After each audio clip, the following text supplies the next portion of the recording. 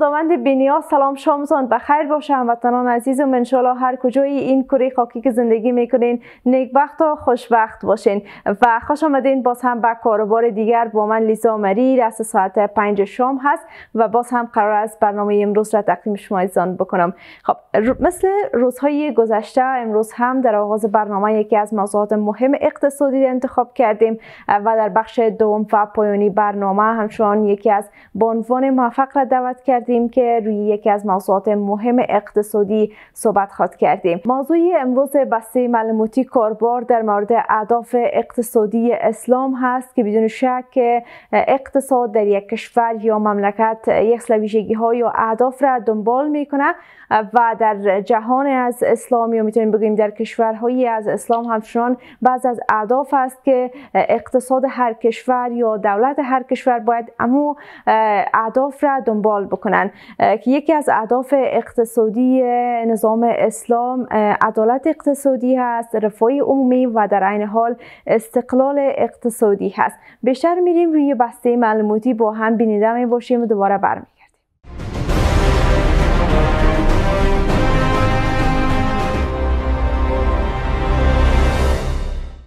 اقتصاد در اسلام. اقتصاد اسلامی در راستای رسیدن به اهداف میانی همچون اقتدار اقتصادی، ایجاد رفاه عمومی و فقر زدایی و ایجاد امنیت هیچگاه از چارچوب ارزش‌های معنوی و اخلاقی خارج نمی شود. حرمت ربا و کسب درآمد از راه‌های نامشروع، ایثار دیگران بر خود و لزوم همیاری و تعاون نمونه‌هایی از دستورات اسلامی در حوزه رفتارهای اقتصادی است. حتی پرداخت زکات که از واجبات مالی مسلمانان است، موجب تطهیر از ناپاکی‌ها و گناهان بیان می شود. بر این اساس تحکیم ارزش‌های معنوی و اخلاقی در تمامی فعالیت‌های اقتصادی مد نظر اسلام است. قلمرو اقتصاد اسلامی. محققان و دانشمندان اسلامی وقتی از قلمرو و آموزه‌های اقتصاد اسلامی بحث می‌کنند، از واژه‌های استفاده می‌کنند که هم در دامنه استفاده از میزان واژه‌های اساسی و نیز در مفاهیم این واژه‌ها اختلافات فراوانی وجود دارد. این اختلافات حداقل در ظاهر موجب تفاوت برداشت‌های در قلمرو و آموزه‌های اقتصاد اسلامی شده است. برخی احکام اقتصادی ثابت و غیر ثابت را قلمرو اقتصاد اسلامی معرفی می‌کند.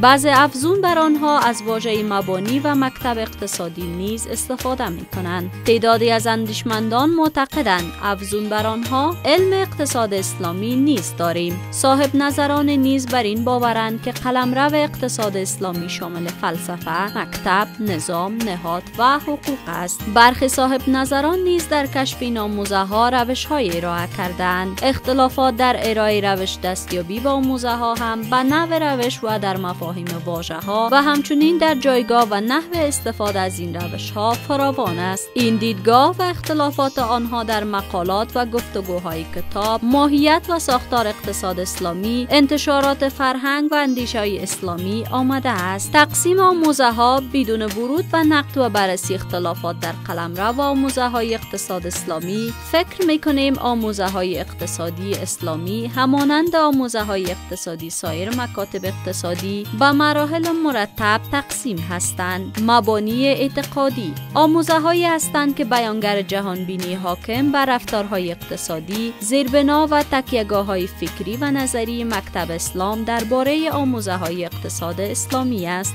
موضوع این آموزه‌ها خدای متعال و صفات و جهان هستی، انسان و جامعه می باشد. آن دست از آموزه‌هایی که تأثیر در رفتارهای اقتصادی داشته باشند در اقتصاد مورد توجه قرار می گیرند. مجموعه‌ای از اصول و قواعد اساسی. این مجموعه دستورات کلی مبتنی بر مبانی اعتقادی و ارزشی است که جهت دستیابی به اهداف اقتصادی، حل مشکلات و معضلات اقتصادی می باشد. همانند مالکیت مختلط یعنی خصوصی و عمومی، آزادی اقتصادی محدود، لزوم دخالت دولت برای تحقق اهداف اقتصادی، لزوم توزیع عادلانه ثروت‌های اولیه و توزیع مجدد درآمدها، رعایت حق فرد و جامعه در تزاحم مصالح فرد و جامعه. این اصول و قواعد اساسی محدود به آنچه ذکر شد نیست. ممکن است برخی از اصول دیگر در قطار آنها قرار گیرد. همه اینها لزوما در عرض هم نیستند، چه بسا نوع ترتیب بین اینها وجود دارد. مثلا لزوم دخالت دولت زمان پذیرفتنی است که آزادی اقتصادی محدود امر مسلم فرض شود، یا توزیع مجدد درآمدها بر فرض لزوم دخالت دولت ممکن می باشد. این اصول نباید ناسازگار با هم باشند. به عنوان مثال نمیتوان آزادی اقتصادی مطلق با لزوم دخالت دولت در اقتصاد را پذیرفت. احکام اقتصادی: احکام و قوانین در حوزه فعالیت‌های اقتصادی افراد، سازمان‌ها و دولت است. تعدادی از این احکام عبارتند است: حرمت ربا، اسراف، احتکار، کنز، انحصار، اتلاف و اسرار.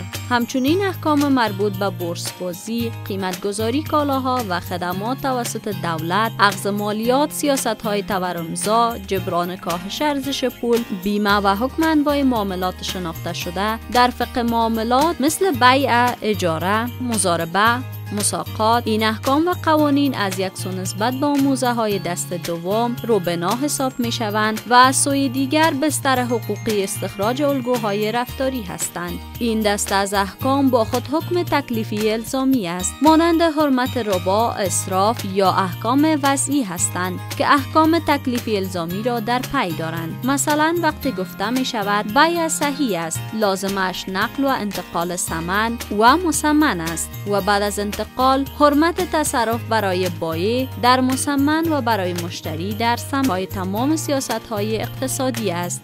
برخی از احکام اقتصادی در زمره احکام الزامی نیست، بلکه مستحب محسوب شده و با آنها ارزش‌های اخلاقی در حوزه فعالیت‌های اقتصادی گفته می شود، همانند زهد در مصرف، ایثار، صدقه، انفاق در راه خدا، قرض حسنه. این دسته از احکام افزون بر نقش جهت‌دهی فعالیت‌های اقتصادی به سمت اهداف اقتصادی موجب تهذیب نفس انسان و تکامل آن به سمت خدای متعال هستند.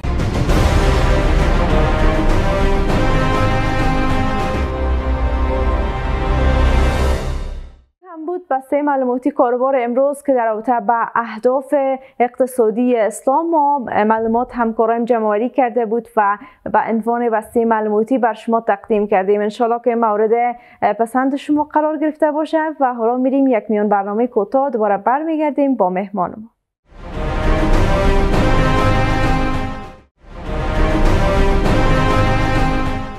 در بخش دوم برنامه قرار داریم و بانو نیلاب عظیمی را در برنامه دعوت کردیم. آگاهی مسائل دینی هستند و پیرامون اقتصاد اسلامی صحبت خواهد کردند.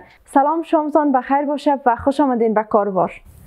سلام، معذر شما همچنان لیزا جان. تشکر از شما بابت این که مرا در برنامه دعوت کردین. سلامت باشین، خیلی هم خوش آمدین به کاروبار امروز و امیدوار هستم که از حرفای ارزشمند شما امروز ما مستفید شویم.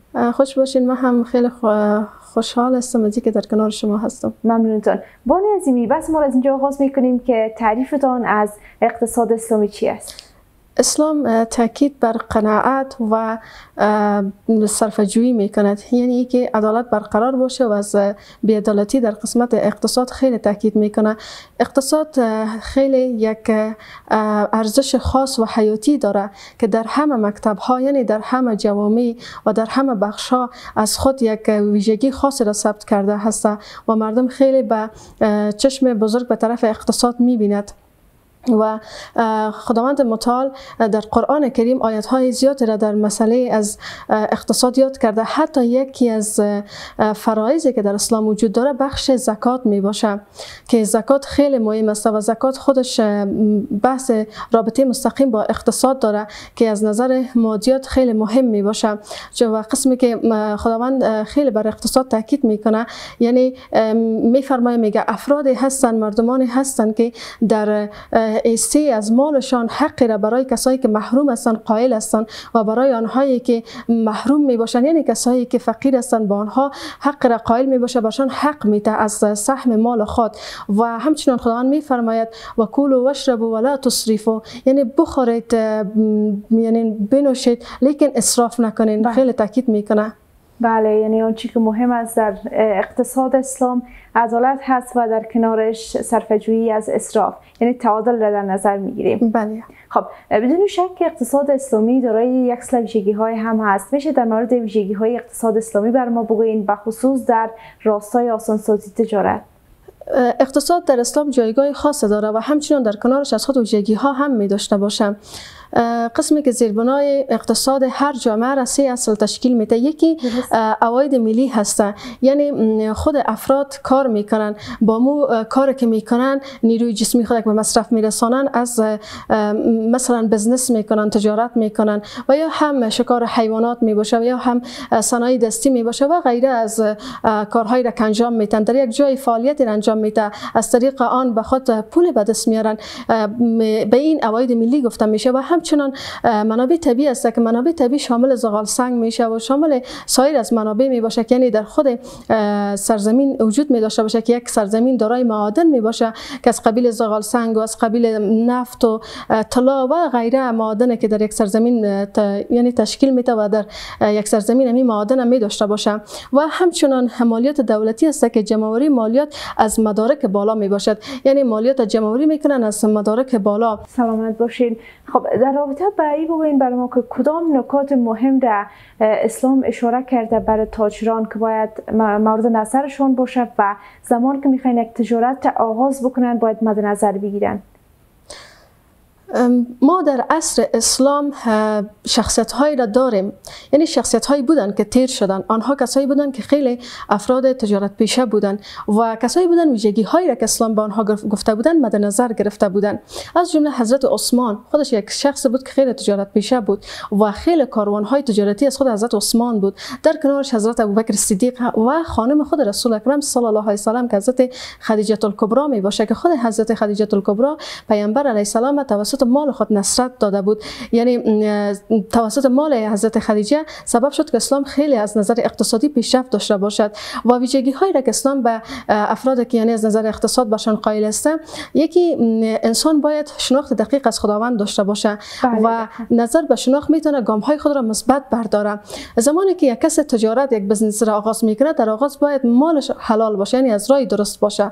و دومی که همیشه حضور خدا را در مال خود درک کنه، یعنی مال بی جای و بی مورد استفاده نکنه، بلکه در راههای درست از او استفاده کنه. به خاطر که تجارت چیزی است و خود اقتصاد یعنی زمانی که یک انسان سرش کار کنه میتونه خیلی زیاد مالدار شوه و در کنار از این حق مردم مد نظر بگیره. چون اسلام زیاد تاکید به در بخش زکات و صدقات داره که یعنی باید زکات داده شود و صدقات بر مردم داده شود. و خود خداوند در کنار از اینکه به یک نفر میگه که تو صدقه بدی و یا زکات بدی، علی متعال برش مژده هم میده. یعنی به یک افغانی که تو میدی، خداوند در برابر یک افغانی به یک نفر 700 افغانی میده. در مال که میده علی متعال در مالشان برکت مندازه. و یعنی ویژگی زکات و صدقات مد نظر بگیره که یعنی حتما باید از مال خود زکات و صدقات بتن. و همچنین تجارت قسمی باشه که فرد مد نظر بگیره که هم قسمت هایی که در آنجا فایده میکنن و هم قسمت هایی که در آنجا نقص و زیان میکنن. یعنی قسم تجارت نکنن که همیشه تمام فایده را به خود بگیرن ولی کسی که امروشان شریک است با آنها زیان برسانه و این خودش غیر عادلانه می باشه. بله، نکات خیلی خوب را شما اشاره کردین و مطمئنا عزیزانی که میخواین تجارت پیشه شون یا کسب کار راه اندازی بکنن باید این نکات را مد نظر بگیرن. سلامت باشین. در این قسمت از برنامه میریم به یک وقفه کوتاه.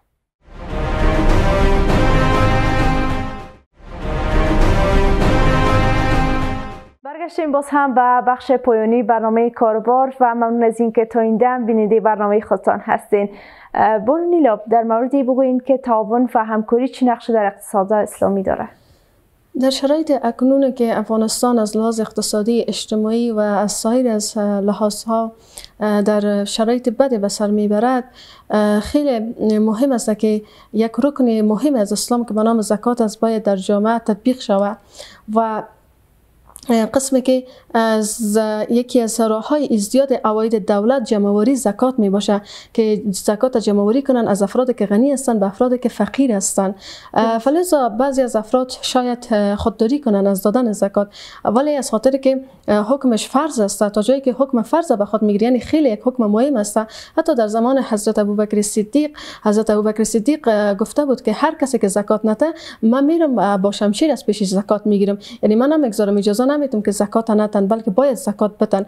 و دادن خود زکات سبب از این میشه که ما با افرادی که فقیر هستن، نیازمند هستن، همراهشان تعاون و همکاری داشته باشیم. به خاطر که کشورهایی که فقیر هستن در آنجا افراد فقیر خیلی زیاد وجود داره، افراد می باشن که واقعا مستحق می باشن. پس لذا باید دولت یک پروسه را مد نظر بگیره که باید زکات به افرادی که نیازمند هستن به آنها برسانن، مثل که در زمان حضرت عمر فاروق وقتی که حضرت عمر فاروق زکات جمع آوری میکرد، یعنی چنان سطح اقتصادی را حضرت عمر فاروق بلند کرده بود که به یکی از افراد خود مال داد و گفت که شما می زکات ببرین به کسایی که در داخل مکه هسته تقسیم کنین. وقتی که آنها رفتن گفت در مکه هیچ کس نیست که نیازمند باشه، گفت سایر از سرزمینایی که در کنار مکه هسته در آنجا ببرین. وقتی که آنجا هم بردن کسی فقیر پیدا نکردن. بالاخره حضرت عمر گفت که تمام از اینا شما گندم بخرین بندازین که کفتر و یا همه پرندگان و غیره از استفاده کنن بگیرن. یعنی این رقم سطح اقتصادشان بلند رفته بود و خود زکات خیلی نقش مهم داره در بلند رفتن سطح اقتصاد یک دولت که و ما میتونیم توسط دادن زکات و صدقات تعاون و همکاری همراه کسانی که نیازمند هستند، فقیر هستند داشته باشیم. بله دقیقاً که تعاون و همکاری در تمام از بخش‌های زندگی مهم است، به خصوص در اقتصاد اسلامی خیلی مهم پنداشته میشه. یک سوال که به ذهن من رسید به اون عظیمی در رابطه با قیمت فروشی هست. نظر اسلام به افرادی که قیمت فروش هستند چی است؟ از نظر اسلام خداوند خیلی در قرآن کریم تاکید میکنه بر عدالت که باید همیشه ما عدالت مد نظر بگیریم. درست. و حتی کسایی که عدالت نمیکنن خیلی یک جرم بزرگ را مرتکب میشن. و همچنان ما بحث حلال و حرام در اسلام داریم که بحث حلال و حرام هم خیلی مهم می باشه. و یعنی کسایی که قیمت فروشی میکنن در حقیقت اینها هر چقدر که قیمت گزاف به فروش میرسانن اموال را و یا هم قیمت آنها را بلند میکنن، در حقیقت یا ظلم هم بر سر خود میکنن و هم بر سر ملت مظلوم میکنن.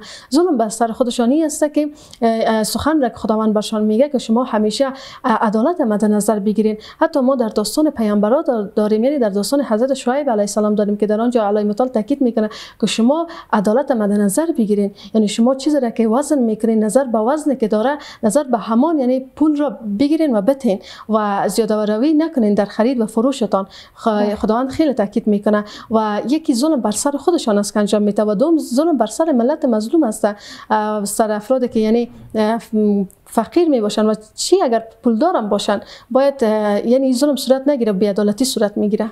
بله، خب با این حال چگونه شناسایی بکنیم مال خود و دیگران را؟ یا میتونیم بگوییم که تعریف شما در رابطه با شناخت مال در اقتصاد اسلامی چی است؟ انسان زمان میتونه یک انسان سلیم باشه در جامعه و یک جامعه سلیم داشته باشه و کسی باشه که واقعا کار کنه که هم خداوند و هم ملت یعنی مردم از او راضی باشه. زمانی که انسان عقیده سلیم داشته باشه، زمانی که عقیده انسان سلیم نباشه، انسان دست به هر جنایت، به هر کاری که خلاف باشه میزنن. پس به خاطر از اینکه یعنی ما بتوانیم که یعنی همیشه عدالت مد نظر بگیریم و یک اقتصاد درست داشته باشیم، در آغاز باید عقیده خود درست بسازیم و از راهنمایی هایی که خداوند در قرآن کریم کرده و همچنین پیامبر بزرگ ما کرده از آن استفاده کنیم، زیرا هر راهنماییشون به فایده ما می باشه و حتما ما میتونیم که توسط راهنمایی هایشون خیلی به قله های بلند برسیم و یک اقتصاد بسیار خوبی را در یعنی در یک جامعه داشته باشیم. بله، بدون شک زمانی که ما برنامه‌های مختلف از دیدگاه اسلام را در تجارت ما یا در فروشات ما پیاده بسازیم، بدون شک که انشالله ما به تعالی و موفقیت میرسیم در هر کسب و کاری که باشیم. خب میگیم روی این که برنامه‌های عایداتی در اسلام چگونه هست؟ اقتصاد که خیلی یک نقش مهم و حیاتی را در جامعه بازی میکند و خیلی زیاد مهم می باشه. و اگر فساد اقتصادی جلوش گرفته نشه جامعه رو به تباهی میره. یعنی باید در این قسمت حکومت هم کار کنه و مردم همچنان کار انجام بدن. از جمله مثل که خداوند متعال در قرآن کریم آیات هایی را ذکر میکنه، یعنی خداوند میخواد که جلوگیری از فساد اسلامی، از فساد اقتصادی کنه. قسمی که بخش سود میباشه، سود مکمل حرام میگه، یعنی تا جای خداوند تاکید میکنه و سخن میگه اگر شما از سود گرفتن دستتان بر ندارین، در حقیقت شما اعلان جنگ با خدا و رسول کردین. یعنی خداوند خیلی تاکید میکنه به خاطر از اینکه خود سود سبب از این میشه که مردم اقتصادشان ضعیف شوه و کسایی که یعنی زورمند هستن آنها اقتصادشان بلند بره و خیلی از مردم اقتصادشان پایین بیایه. یعنی آنقدر ارزش داره اقتصاد در نزد خداوند که خداوند خود سود میگه که جنگ با خدا و پیامبرش هست.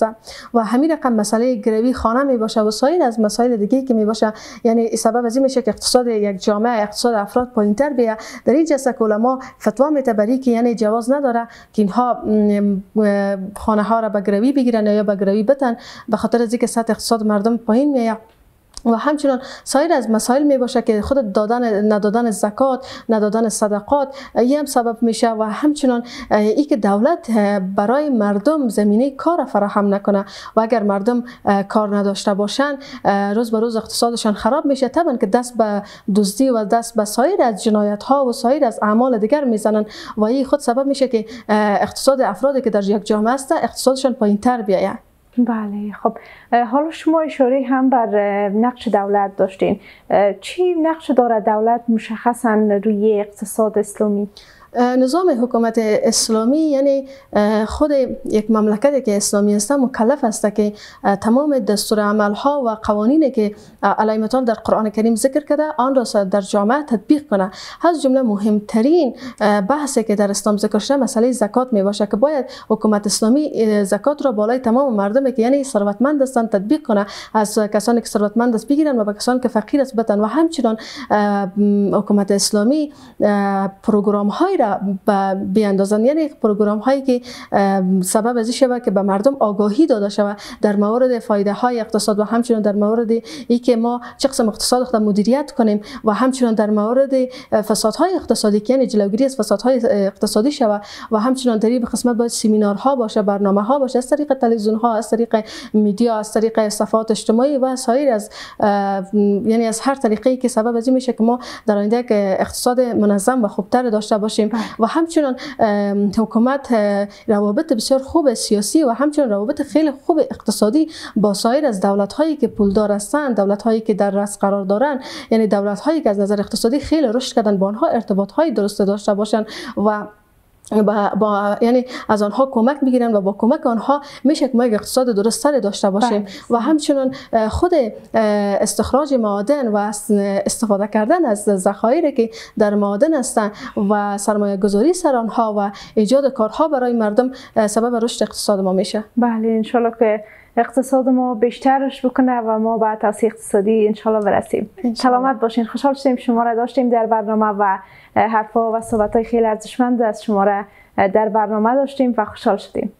تشکر بسیار زیاد از شما. همچنین من هم بسیار زیاد خوشحال شدم از اینکه در کنار شما بودیم. سلامت باشین. ممنونتان.